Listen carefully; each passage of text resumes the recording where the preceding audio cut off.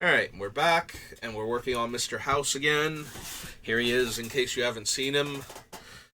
But we are picking up from where we left off last time, which we were on The Lord of the Rings, so we're going to start with the main set.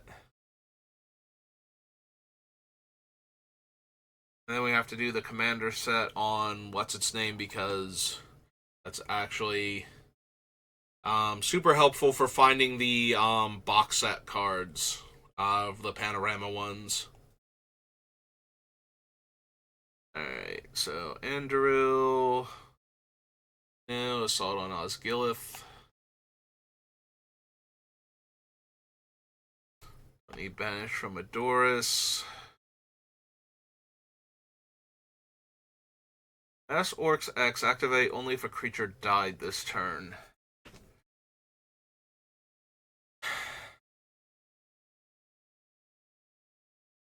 I mean, it's fine as a black token maker. Like, black and 2 make a 1/1, black and 4 make a 2/2, etc.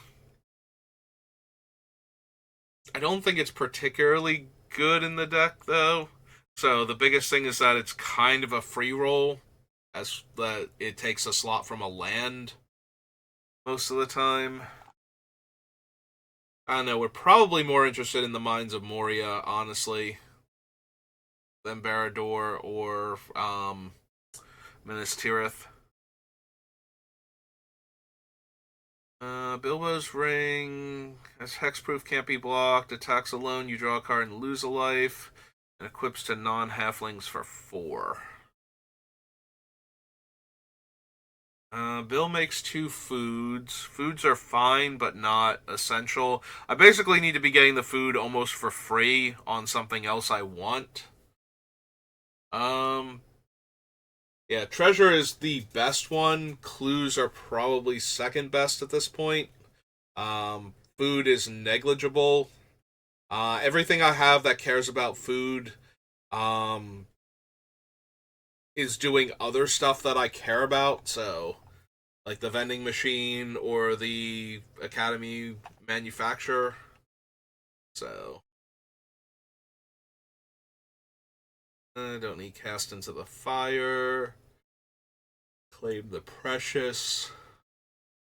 Beginning of your end step, if a creature died under your control, create a 1/1 human soldier. Sacrifice another creature, each opponent loses a life and you gain a life.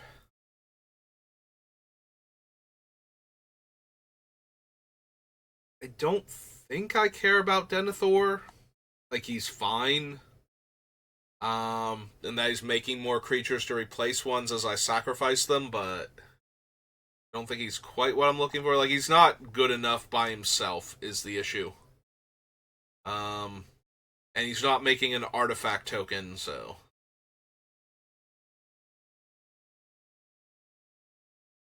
Eyes of Mass Orcs 1.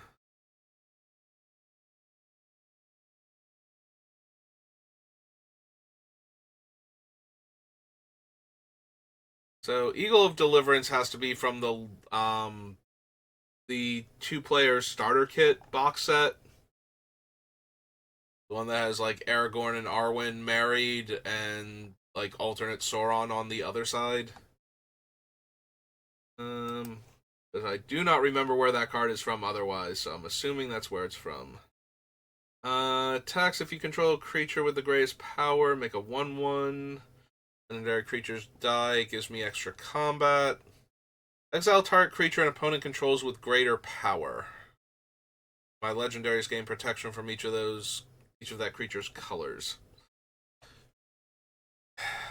I mean, she's always good, but not really anything I need. Like, the protection doesn't super matter, and I'm not a Legends heavy deck, so it's just that she comes down, exiles a thing forever, and like, she's just got that good value. If I come into play, I exile a creature. As long as it has power 4 or greater. Assuming she's not getting debuffed. She is kind of bad with anthem effects and whatnot, where she'll get a power boost as a static, so that way it limit, like, you can't hit problematic like 4-power creatures if she's being buffed by an Anthem when she comes in, but other than that, I think she's really good. It's just that she's another removal spell at sorcery speed, and I don't need my creatures coming into play killing things. I have enough removal, I think. Uh, Creature died under your control this turn, draw a card. Like, fine, but not essential, so. Fear Fire Foes, Fire Inscription, Fire of Orthanc, Fires of Mount Doom, destroy equipment attached to that creature. Exile the top card of your library, you may play that card this turn. When you play a card this way, Fires of Mount Doom deals 2 damage to each player. No. I don't need Flowering of the White Tree, Fog on the Barrow Moor, Foray of Orcs. Return target equipment card from your graveyard to the battlefield. As long as it's your turn, you may activate equipment abilities anytime you could cast an instant. Pay 0 rather than pay the equip cost for the first equip ability each turn. Enters the battlefield or attacks, you may attach target equipment with mana value 2 or 3 to them. As long as it's your turn, prevent all damage will be dealt to them.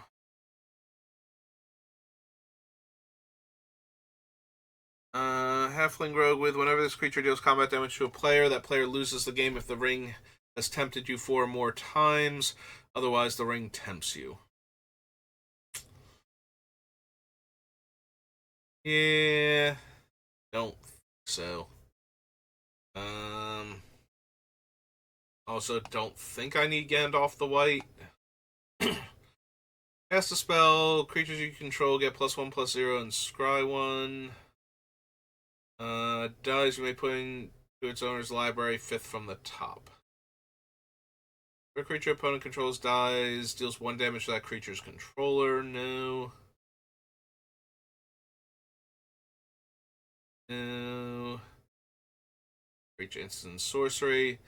Cast a historic spell, create a treasure token. This ability triggers only once each turn. Sacrifice a treasure, go target creature. Yeah, I don't really need other things to do with my treasures.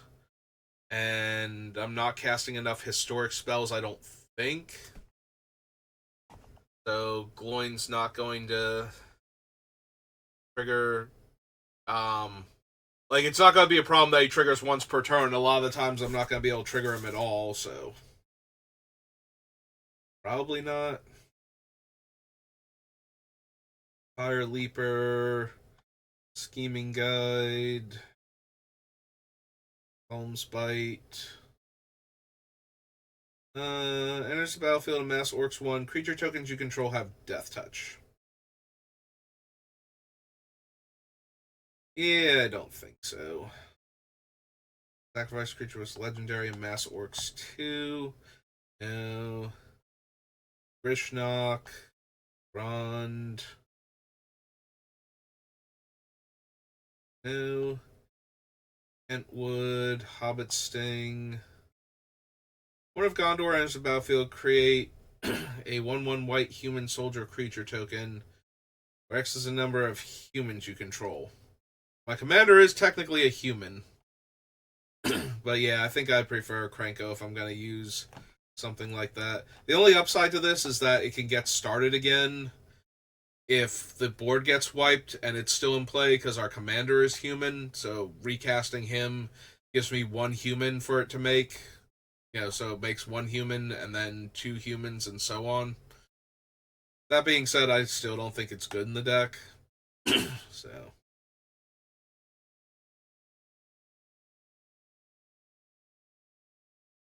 I don't need Horn of the Mark. Isildur's Fateful Strike.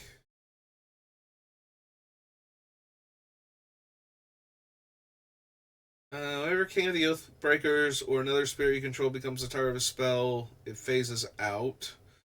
Whenever King of the Oathbreakers or another spirit you control phases in, create a tapped 1/1 spirit creature token with flying. He's really strong, and he makes tokens, and still it's a shrug. because he's only making a few. Because he's usually not going to get targeted by anything, so I would have to do the targeting. And it has to be a spell. So basically, he's just a 3/3 flyer that can't be killed by targeted removal. Yeah, not really what I'm looking for. Don't need Landraville. Enters the battlefield, exile target creature card from the opponent's graveyard that was put there. Ooh, excuse me, from the battlefield this turn. Then create X treasures, where X is the exiled card's power.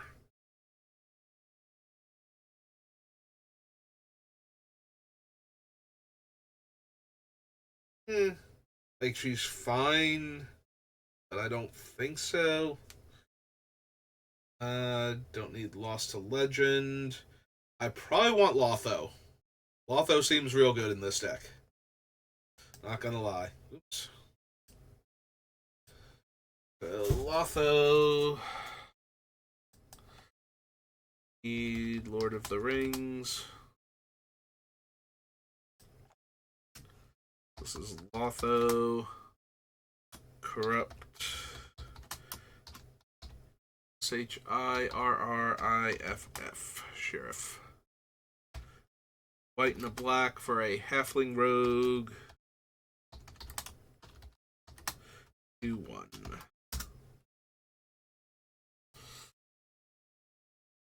Yeah, definitely want that extra treasure on my 2-mana 2/1. March from the Black Gate. No. Don't need Moher. Mary has first strike if it's equipped. And I draw a card if I have 2 legends. Alright, Minas Tirith is draw a card if I attack with 2 or more creatures. Exile 3 cards from my graveyard, make 2 treasures. Yeah, for some reason in my head, the Mines of Moria was exile 3 cards from a graveyard, make 2 treasures. I keep forgetting it's your graveyard. Alright, we definitely want Mirkwood Bats, though. Did it again. I think the things are reversed where they're normally are on my bar down here, so let's flip them. Yeah, Mirkwood Bats is 3 and a black. 3 and a black. They're bat, and they're 2/3.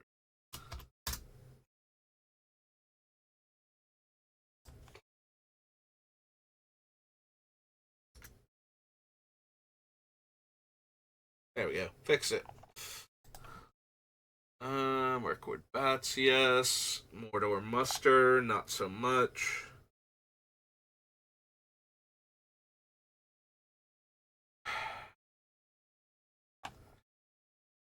I need a goblin, excuse me, or an orc to trigger Mordor Trebuchet to make an artifact creature.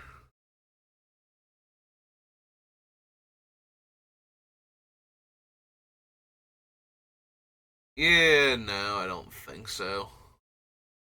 Like, we have a few, so it's not unreasonable. But this 1 damage to each opponent, sacrifice Mount Doom and a legendary artifact, choose 2 creatures, then destroy the rest. I mean, my commander is a legendary artifact. I do just have a legendary artifact for that, but I don't think we need it.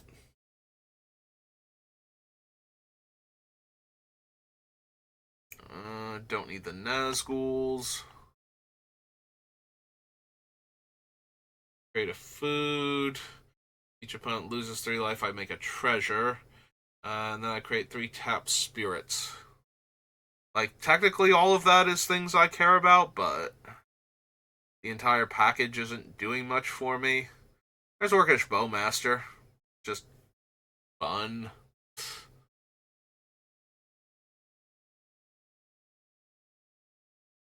Like, he'd be fine in the deck, but he's not really on theme for it, so I don't think so.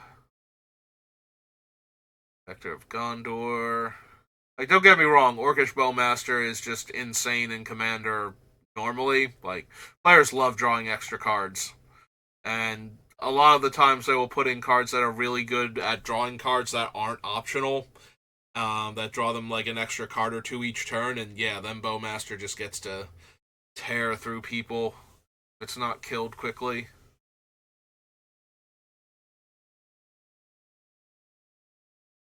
Unless to cast for each human you control, trample, haste. At the beginning of your end step, if it attacked this turn, return to owner's hand, create a number of 1/1 tokens equal to its toughness, which is base 4. No, I don't think so.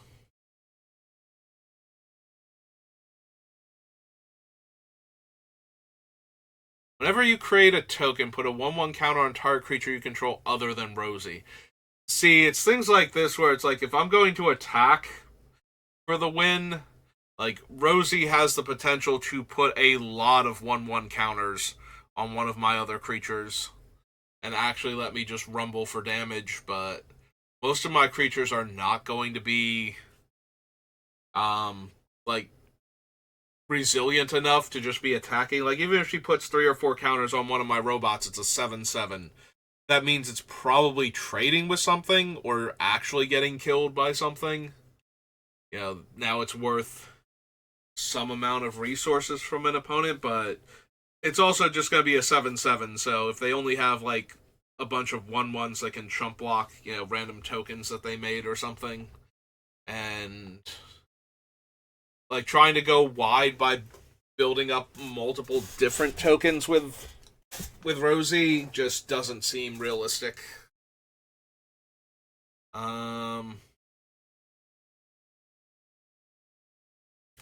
It's more that she's a card I have to take time out of my busy schedule to play than anything else, because her effect is fine in the deck. Like, but if I have her, then I didn't draw something else, and I feel like I would rather have some of the other cards that we put on the list before I would want Rosie. And I don't think like she's gonna be the 60th card. My 60/40 spells to land split, so. Sauron the Lidless Eye enters the battlefield. You gain control of target creature and opponent controls until end of turn. On top, it gains haste. Creatures you control get +2/+0. Each opponent loses 2 life. It's fine. Not anything I desperately need, though. I don't need the Necromancer. There's all creature cards from target player's graveyard. You may cast spells from among them for as long as they remain exiled. Nope. Shadow Summons, Shadowfax. Attacks, attach up to 1 target equipment to it in Mass Orcs X. No. I don't need the Shire. Sheriff. Slip on the Ring, no. Snarling Org. Grey Host.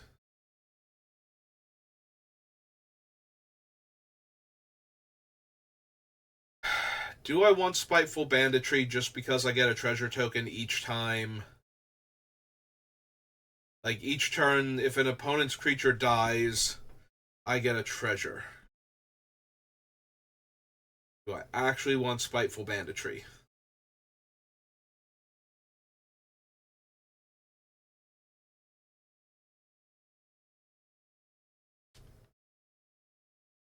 Probably not. Yeah, if it could make a treasure every time an opponent's creature died, like just straight up, then the answer would be yes. But since it only makes 1 per turn maximum, I think not. It's another Wrath that definitely kills my stuff and might not kill all of my opponent's stuff. And at that point, I just really want like a better Wrath, not a weaker Wrath that makes me a couple of treasures. Like, I'd almost rather play something along the lines of Contract Killing, where you just kill one of the creatures and get 2 treasure. 1 less to cast for each permanent sacrifice this turn. Can't be blocked except by legendary creatures. Destroy target artifact or creature an opponent controls.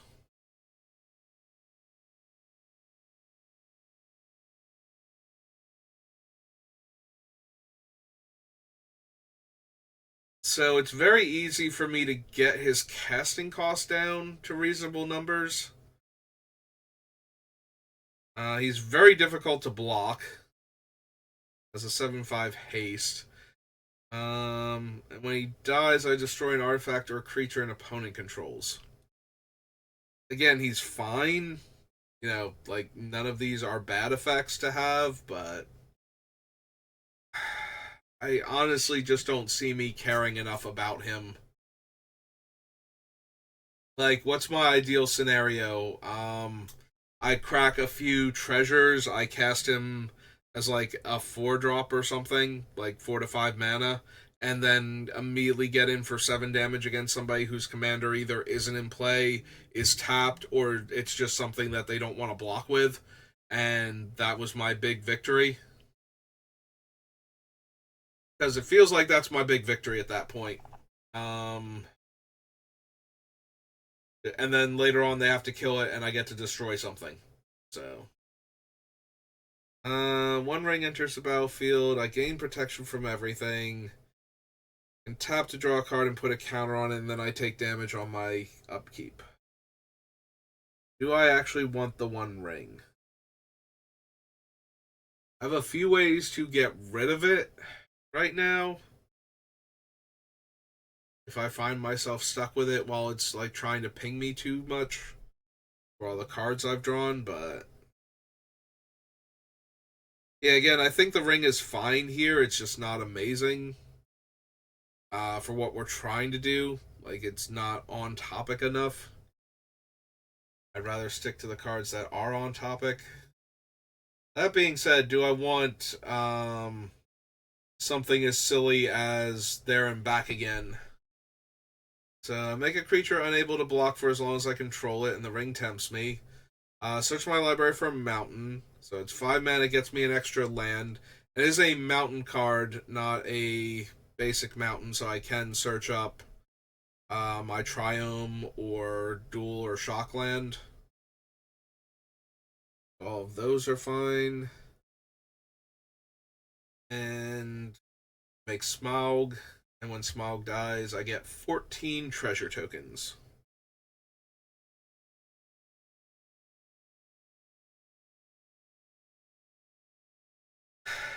Aside from the 14 treasures, like, this isn't really doing a ton for me, so yeah, just kind of shrug and move on. Like, it does go to creature for 2 turns and grab me a mountain while it's at it, so either of those things are nothing.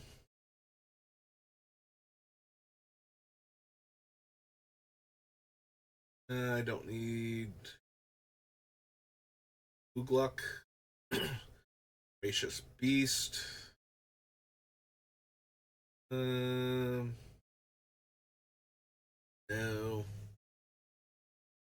War of the Last Alliance, no. War Beast of Gorgoth. Org Rider.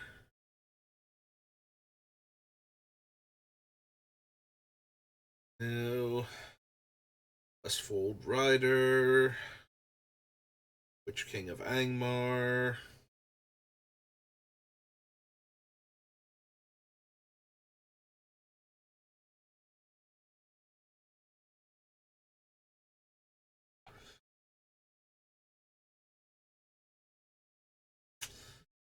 I don't need either Witch Kings. Okay. So that was the main Lord of the Rings.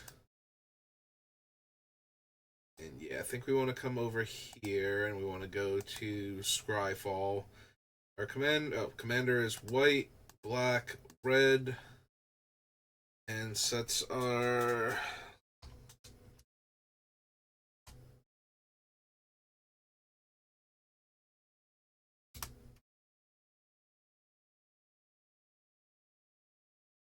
it's Tales of Middle Earth Commander. There we go. I think I knew that too, and I just kind of forgot and then tried to keep on going. Alright, let's do the set number. So, Frodo Adventurous Hobbit can't play Sam because he's white-green. Whenever Frodo attacks, if you gain 3 or more life this turn, the ring tempts you. Then if Frodo's your ring bearer and the ring has tempted you 2 or more times this game, draw a card. Whenever Baragond, or another human enters the battlefield under your control, creatures you control get +1/+1 in vigilance. I become the monarch now. The frying pan. The gaffer. Exile another target creature you control, then I can either return it immediately or at end of turn with a vigilance counter. Grey Host reinforcements enters the battlefield, exile target player's graveyard. Or 1/1 counters equal number creature cards. We're here. First strike, captain or another human enters the battlefield under your control. Tap target creature an opponent controls. Beginning of your end step, create a 1/1 white human soldier token. Oh, beginning of your upkeep, not end step. Put a 1/1 count on up to 1 target creature, create a food. Draw a card, create a food. And make a halfling for each food I have. Nope. Not quite. Don't need Obsessed Stalker. Enters the battlefield, look at the top card of each opponent's library and exile those cards face down. Tap, sacrifice an artifact. Until end of turn, you may play one of those cards.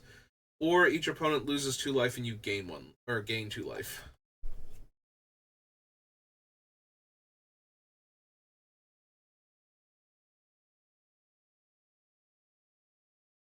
So, look at the top card of each player's library and exile those cards face down.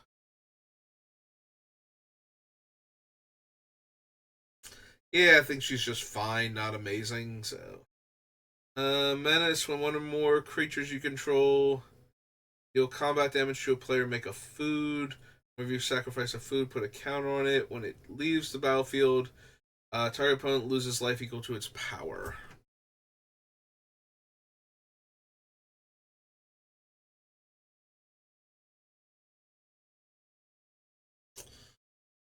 Alright, Cavern Horde Dragon is super tempting. And I think we might just do that.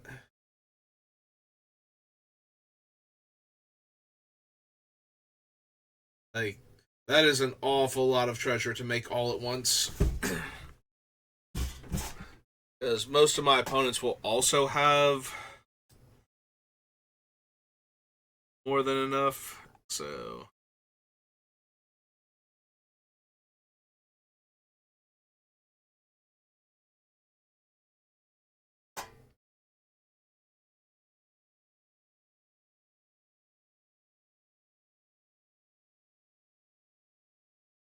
I think it goes here. So we want Cavern Horde Dragon. Cavern Horde Dragon. It's 7 in a red, or I'm sorry, 7 in red, and it's just a dragon 6/6. Okay.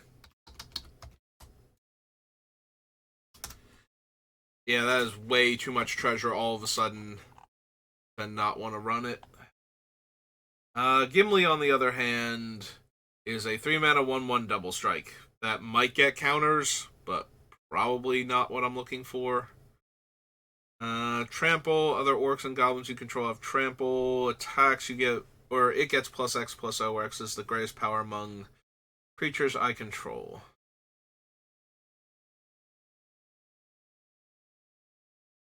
Cycling. So up to X target artifacts. Balrog of Moria, create 2 treasure tokens.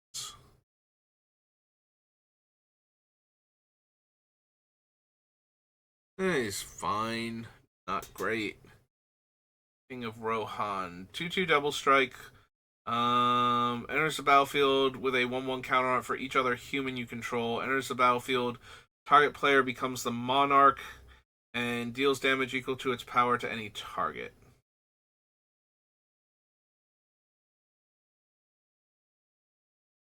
Create X 2/2 red humans with haste and trample, and one or more creatures deal combat damage to one or more players this turn, become the monarch. Exile the top card of each player's library until the end of your next turn. You may play those cards, and mana of any type can be spent to cast them, and it has flashback. Death Touch Haste, tap, discard a card. Draw a card if the discard card was a creature card, and Mass Orcs 1. Create 2/1/1 humans. Create 2/2/2 human knights with trample and haste. With an indestructible counter on up to one target human, you become the monarch.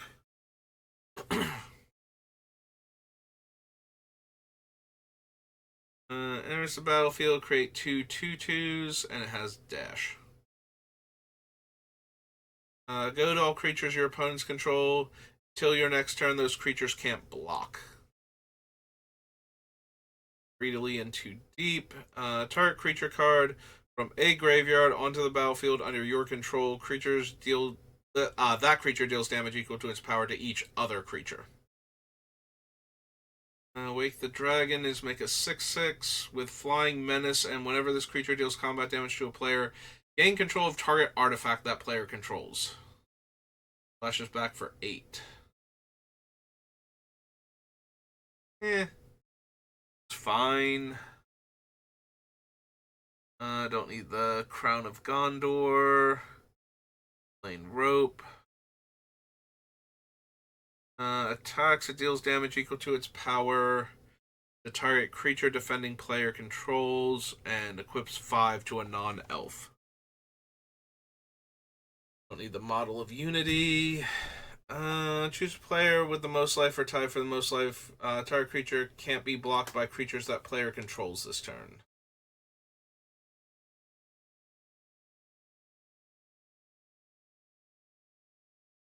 Alright, then we have all of the actual cards from the set. Then we have the box toppers.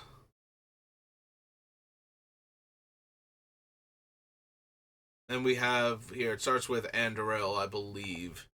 So Ascend, whenever equipped creature attacks, put a 1/1 counter on each creature. If I have the City's Blessing, I get 2 instead. Creatures you control have haste, total 8 power more. Target attacking creature you control fights up to one target creature you don't control.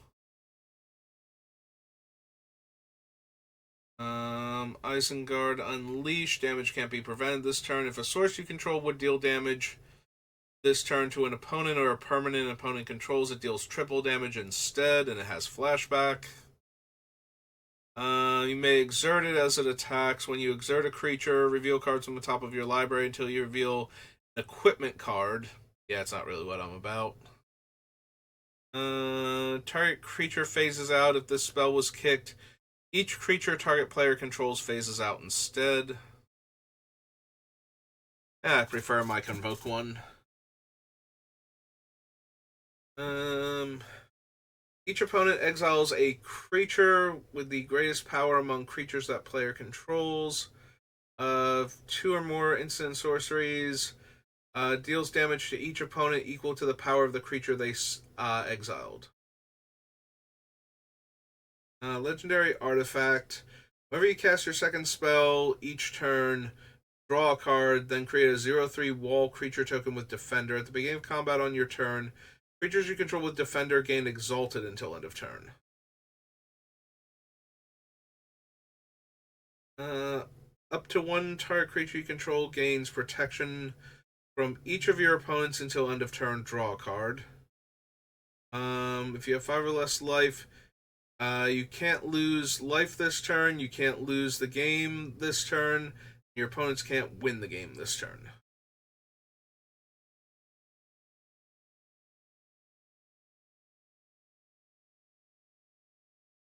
Call forth the Tempest. Cascade, Cascade. Deals damage to each creature your opponents control equal to the total mana value of other spells you've cast this turn. Battle Mace gives Menace, Death Touch, and Annihilator 1, and whenever an opponent sacrifices a non-token permanent, put that card onto the battlefield under your control. Unless that player pays 3 life, it equips for 3. That's fine. Witch King is flying. Whenever you attack with one or more Wraiths, exile the top X cards of your library, where X is their total power. You may play those cards this turn, and it has Undying. Exile a creature card from your graveyard, create a token that's a copy of it, it gains haste until end of turn. Exile at the beginning of the next end step, and this thing has Storm.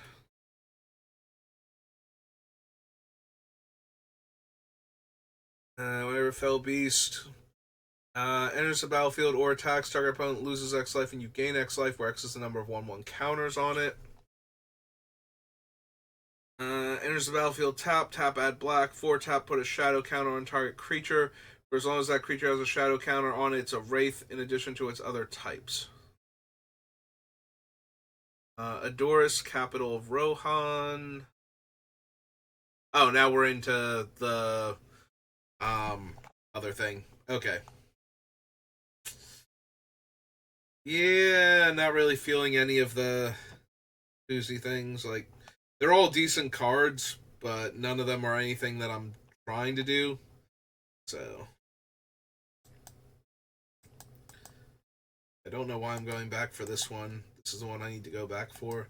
That was the Lord of the Rings Commander and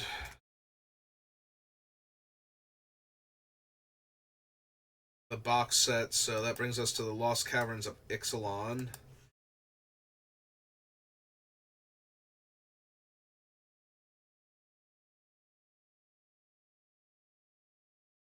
Alright, there were some weird things that care about artifacts, but I don't feel like most of them were not in my color combination, I don't think, but we'll at least get the Sunshot Militia. So Ablaelo's Awakening is return target artifact or non-aura enchantment from your graveyard to the battlefield with X additional 1/1 counters on it. It's a 1/1 spirit with flying. I think so. This'll Gorestalker, no. Aklazot's Deepest Betrayal.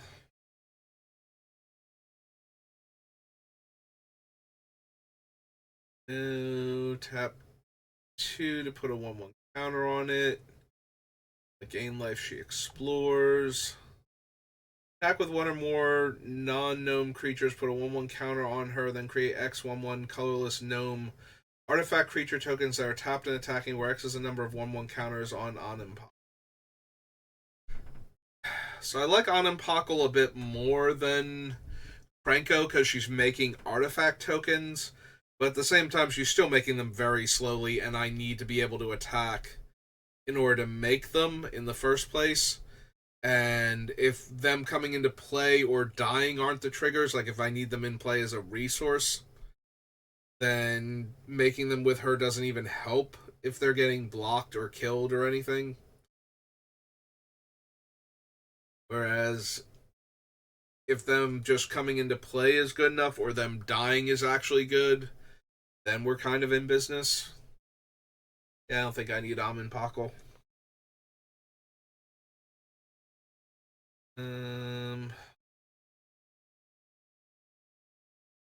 Fans, Attentive Sunscribe. So I might be down for the Thousand Moon Smithy / Barracks. I don't have a ton of artifacts, but I do have some, and I also have a reasonable amount of creatures. That's true, we get a bunch of stuff from this. There are more artifact cards that I wasn't thinking of. And we also get Ojertok, so... Yeah, Bartolome's a good sack outlet for things, but not quite good enough for the deck. think I need to be getting something a bit more substantial for sacrificing my artifacts and creatures. It is nice that he eats either one, so I get the death triggers on either one. I don't think it's quite good enough. Like I said, I'm not sure I'm even going to be attacking all that much. I think most of the victories for this deck are going to come with a critical mass of artifacts and ways to deal direct damage, so. Bonehorde Dracosaur. Good card. Zero synergy with the deck. I have a few pirates for breaches, but again, I don't think I need to attack to win the game. So breaches being able, like, making the treasure token is nice. Stopping the creature from, like, one creature from blocking to allow my guys to get through potentially is nice. Top card in my library is kind of whatever. Like, it's an extra card, but then I have to use it right away. I don't want to lose the value from it.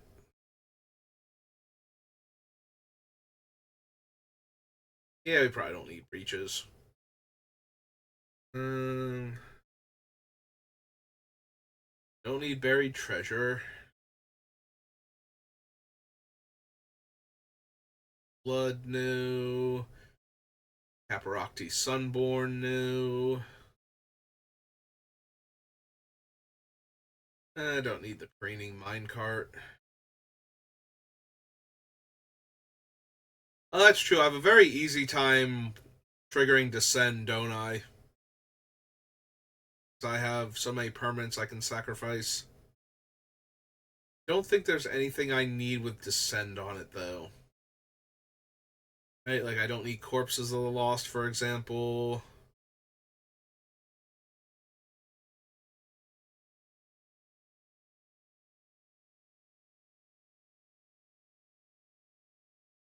Alright. Any of these. Yeah, very good at triggering Descend, but I don't think there's any Descend card that does what I would need it to. Yeah, before when I was thinking that I was going to be attacking with more creatures, Diamond Pickaxe is actually something I would have been down for just because it's an artifact that's making more artifacts and is itself indestructible. And while I can see opponents casting Farewell to kill other things and my artifacts would get swept away in the meantime, nobody is casting Farewell to kill the Diamond Pickaxe and the 5 treasures I've made from it all by themselves without something else going on that has them all worried. Or they've just seen what the deck can do and they're like, nah, I don't wanna.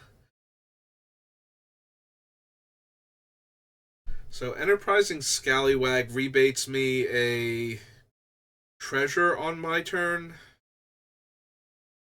As long as I had one go to the graveyard.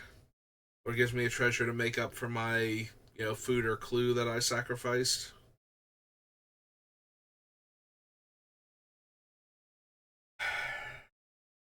Yeah, it's probably still not worth it.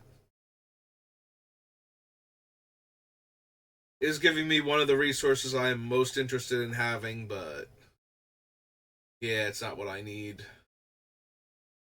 Gotten Monument, Fortitude. Ah, man, that's true. When I was thinking about winning with damage, Geode Grotto is actually, like, even at sorcery speed, like, one of my creatures gets +X+O and haste based on the number of artifacts I control. That's just a huge power boost. And it lets the creature attack immediately, so if I played something large with trample or something to start off with, that'd just be a ton of damage very quickly. But yeah, I don't think that's really what I need anymore, so don't need Grasping Shadows. Oh, a little bit of the water went down the wrong pipe. Oh, Oh, I'm sorry about that. Well, it wouldn't be one of my streams if I didn't cough half to death.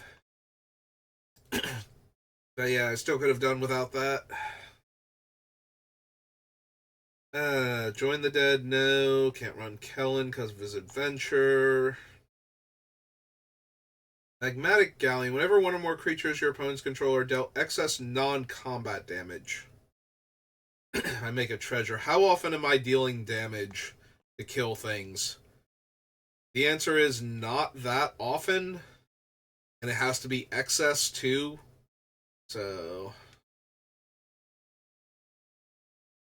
like, I feel the way this thing works in the deck is I need a card that lets me sacrifice an artifact to deal damage to a creature, and then I need, like, my damage triplers or something, so that way I can sacrifice the treasure, deal the damage to their thing, kill it with excess damage, get a replacement treasure, and just keep doing that. But I don't think I'm running the right cards for it, so I would need something else before Magmatic Galleon would actually be good consistently. Yeah, if it's just when a creature is dealt excess damage, it does help that I don't need to be the one running the damage sources. Like, if one of my opponents plays Blasphemous Act and just wipes the board, we would get a treasure for each creature that died.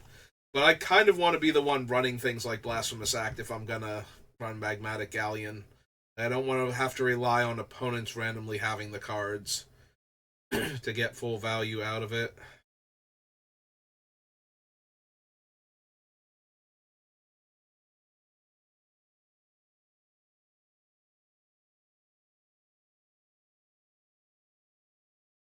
Non-creature, non-land permanent with mana value 1 or less. Is it even possible? I guess it's possible to destroy a 1 mana enchantment. Yeah, okay. Like, how you get less than 1 mana for... But yeah, we can destroy enchantments at that point. We have better options in this slot, though, so... Alright, I don't think we need Axonal. I definitely want Ojertok. Ojertok is just creatures, right? Yeah, so we're only getting, like, the robot tokens. We're not getting triple treasures, but... So Lost Caverns. This is Ojertok, Deepest Foundation.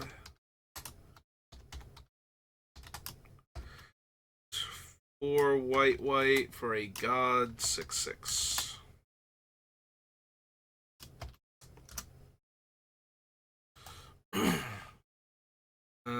Don't need the landmark. Panicked Altasaur, no. Plundering Pirate, no. Whenever one or more dinosaurs you control attack, create that many treasures. Whenever you cast an artifact spell, create a 3/1 red dinosaur once per turn. I don't think I have any other dinosaurs, and I don't think I care enough about this to actually bother. Like, it is nice that it can create treasures. Is one or more dinosaurs I control attack? Oh no, create that many treasures. Never mind. I was like, does it actually make enough treasures, though? And the answer is technically yes, it does. If I can attack with 5 dinosaurs, I get 5 treasures. But it's still not amazing, so... And I don't know how many dinosaurs I'm going to be running, so it's kind of reliant on making its own dinosaurs. And I think that's asking an awful lot of it.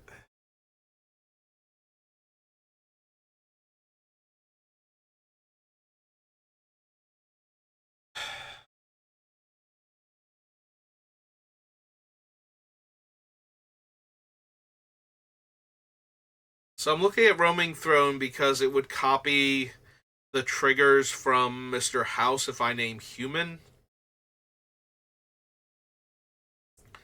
So Every time I roll a 3 or higher, I get another robot, and 6 or higher, I get another treasure. And so I think I'm at least interested in maybe doing this. So, coming throne is 4 for a 4/4.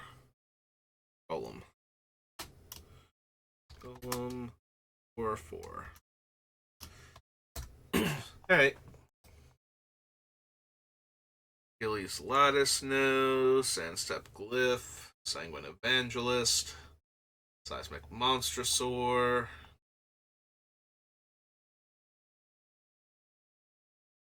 Any of these. Put a 1/1 counter on it. Sacrifice it. Gets -X, where X is its power. I don't need Starving Revenant.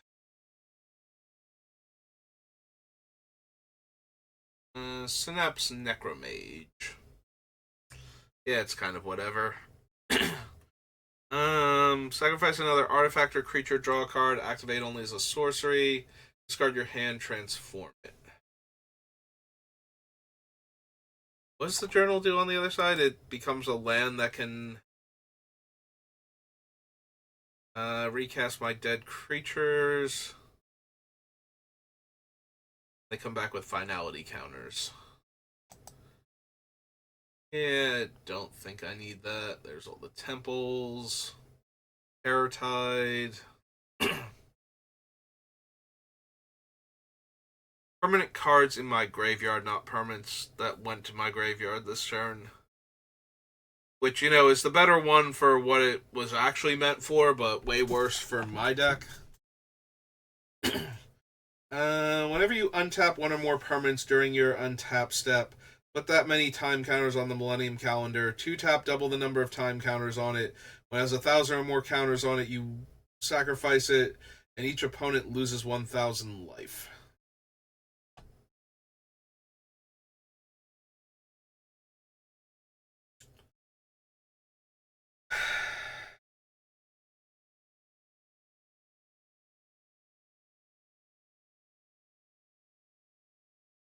Yeah, no, it's just way too silly, even with the whole thing. Needs literally 1,000 counters. Even doubling the number of counters multiple times, it would still take forever. Thousand Moon Smithy. Enters the battlefield, create a white gnome soldier artifact creature. With this creature's power and toughness are equal to the number of artifacts and or creatures you control. Beginning your pre-combat main phase, you may tap 5 untapped artifacts and or creatures to flip this, and then it taps for white, and when you cast a spell with it, creature or artifact, I believe you get another one of the gnome tokens, right? That's what it is. You have to keep cast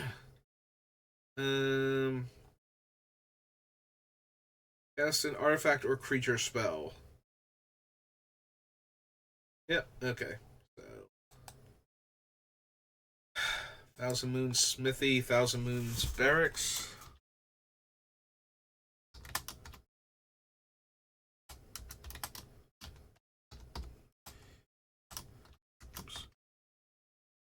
ARR.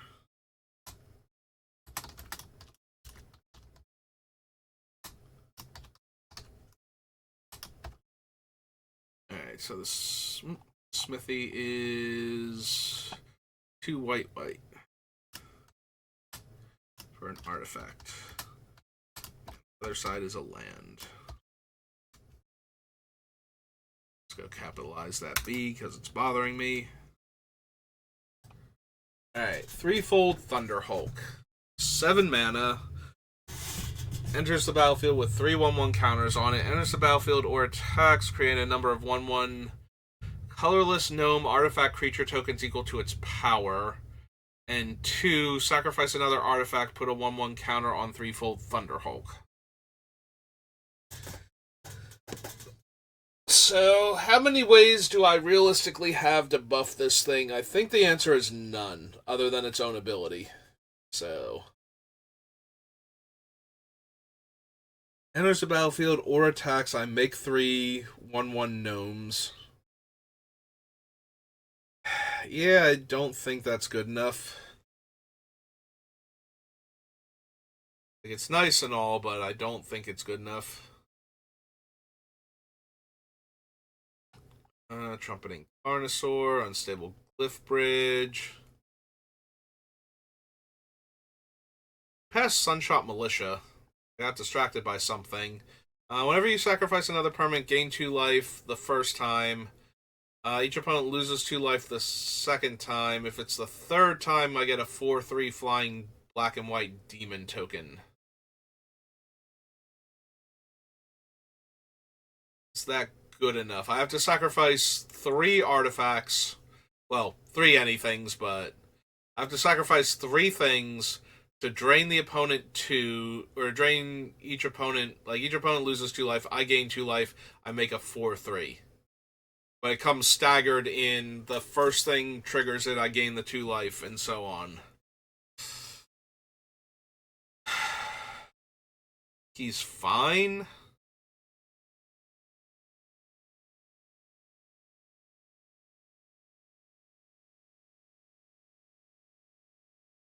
But he's not amazing.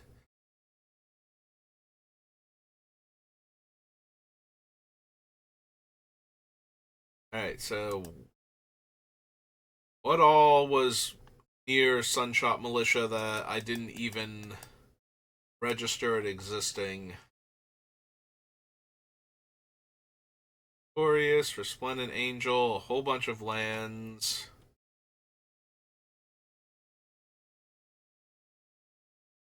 It's the Roaming Throne.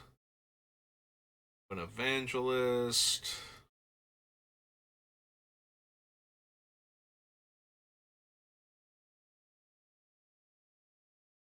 Yeah, no, I just completely glossed over it. Alright.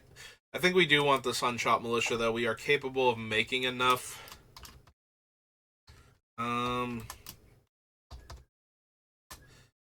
Enough creatures in order, or enough artifacts, rather, to keep it going.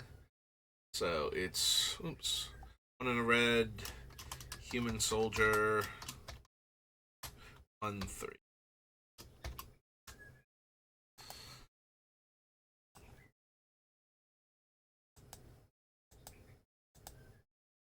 Alright, so that was Lost Caverns of Ixalan. Let's do the Commander set.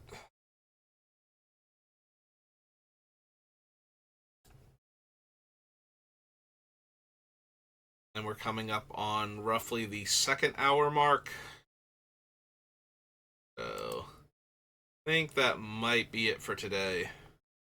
Illustrious Wanderglyph. Other artifact creatures you control get +2/+2 as long as you have the city's blessing. At the beginning of your upkeep, create a 1/1 gnome. Beginning of each upkeep, rather, create a 1/1 gnome artifact creature token.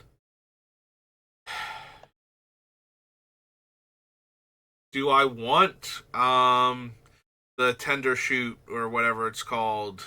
Yeah, I think it's like Tender Shoot thing from Ixalan, but it makes artifact creatures instead.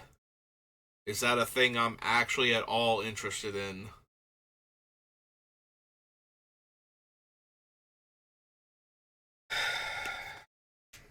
If I was still planning on winning through damage, definitely. Um, it is making a free artifact for me literally every turn. So if we have 2 opponents, that's 3 a turn cycle, so on, scaling from there, which is kind of alright. Like, 5 mana, make 3 1/1s every turn cycle would be reasonable.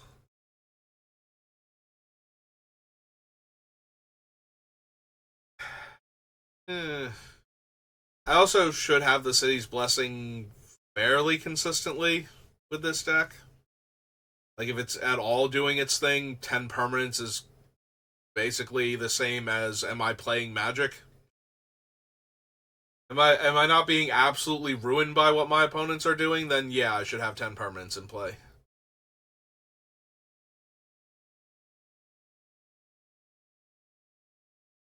I guess I consider it, at least.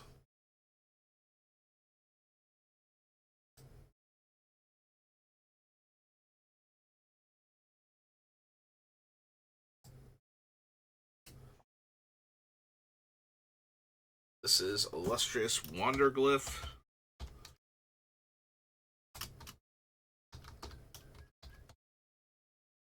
Oops. IPH.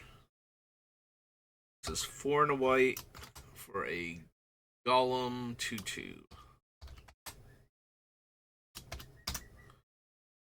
Alright. Altar of the Wretched. May sacrifice a non-token creature.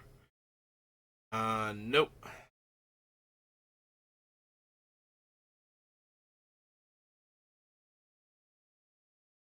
Tap, add red, spend this mana to only cast instant or sorcery spells. Craft 4 more red instants and sorceries. Cast that card without paying its mana cost. Whenever a player sacrifices a permanent, put a 1/1 counter on Carmen and you gain 1 life. Whenever Carmen attacks, return up to 1 target permanent card with mana value less than or equal to Carmen's power from your graveyard to the battlefield.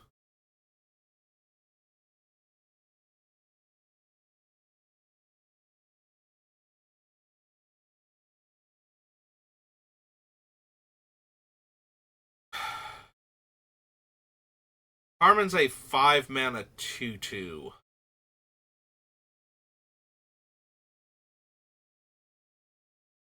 Like, she's not unplayable in this deck, but if we were still on the damage plan, like, this thing just randomly growing because I'm sacrificing my artifacts for value is fine. Like, if I sacrifice 4 treasures to activate Mr. House, she's a 6/6. And I get to, when I attack with her, I get to bring back a permanent card from my graveyard with mana value 6 or less. Like, most of my deck is not super expensive either.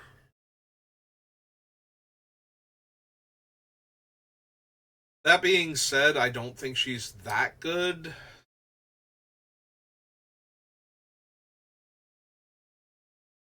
She's also one of those cards, like, if I'm in danger of getting back anything important, she's going to explode instantly. So, if a target card with mana value X or less exile with it to its owner's graveyard, gain X life. Whenever an artifact or creature enters the battlefield untapped and under an opponent's control, they may tap that permanent. If they don't, you create a 1/1 vampire with lifelink.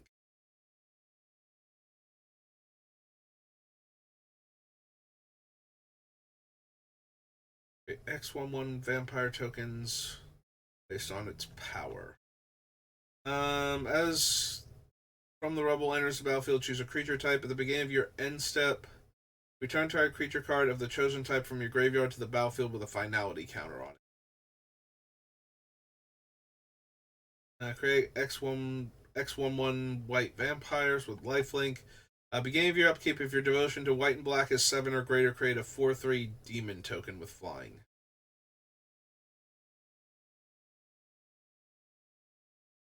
Enters the battlefield or attacks if you control 3 or more creatures with different powers.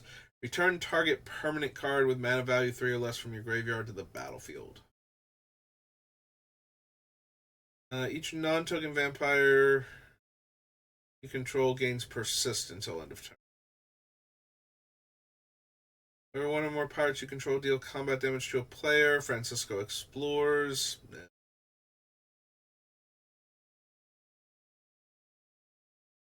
Escape 4 mana, exile 4 other cards.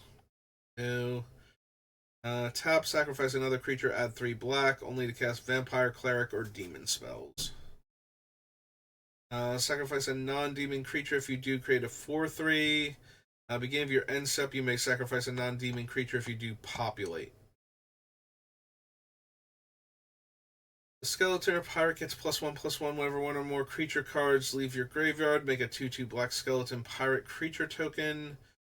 5, return it from your graveyard to the battlefield tapped.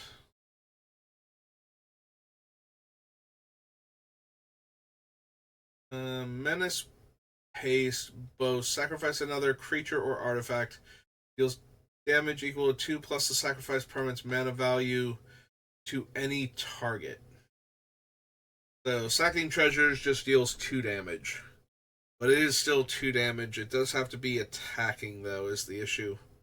Because this is a boast ability.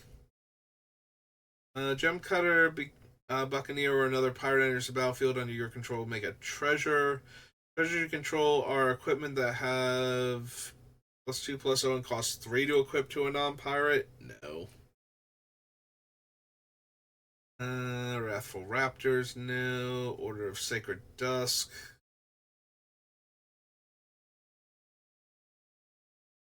Mounted Anchor, +2/+2 and Menace, deals combat damage to a player. Draw 2 cards and discard 2 cards unless you discard a pirate card. No.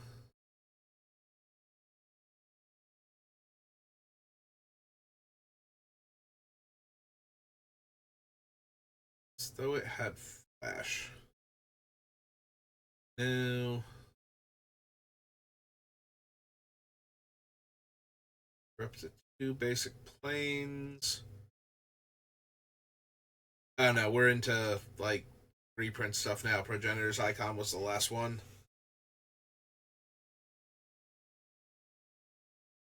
Alright.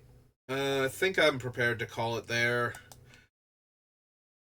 We made it up through Lost Caverns of Ixalan, so we're getting there, but we won't be done by the time the set comes out. Like, we might be done. No, we won't. I've got to do like at least 3 more, I think, to finish off all the sets because there's so many sets left to do. We have to do all of Theros and the Urza's block and Warhammer, and yeah. And that's assuming I don't want to do Thunder Junction, which I kind of do because there's a lot of treasure makers in this one too. So, yeah, I think I want to check that one out before we finish up. On the bright side, that at least means we might play some Thunder Junction cards in the set. But yeah, it's going to do it for me for right now, so thank you for watching, and I will see you next time. Have a good rest of your day.